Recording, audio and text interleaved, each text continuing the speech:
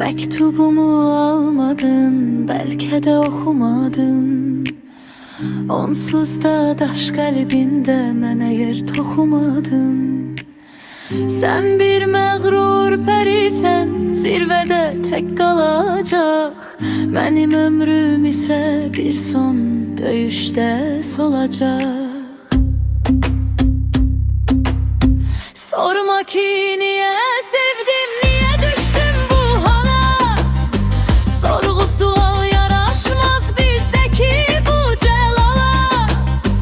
Bir qurd kimi tək tənha, yaralı və adsızca gedirəm bu dünyadan, sənə xəbər çatınca. Sən zənn etmə ki yandım, ah çəkib dilənəcəm. Bükülmə yayın bolumu, qarşında yəcəyəm.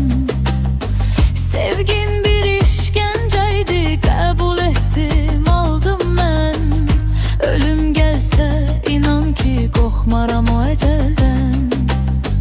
Baxma arxamca elə yaş süzülməsin gözündə. Dönən namərd sayılsın bu müqəddəs sözündən. Məni torpaq alanda sən qalacaqsan məğrur.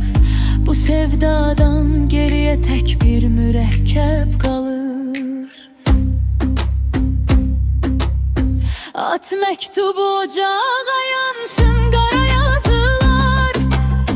Külündən dastan doğar, bəlkə də xatırlanar. Göy Tanrı şahidimdir, sevdim səni qan kimi. Amma keçdim dünyadan bir fırtına can kimi. At məktubu ocağa, yansın qara yazılar. Külündən dastan doğar, bəlkə də xatırlanar. Göy Tanrı şahidimdir, sevdim səni qan kimi. Amma keçdim dünyadan bir fırtına can kimi.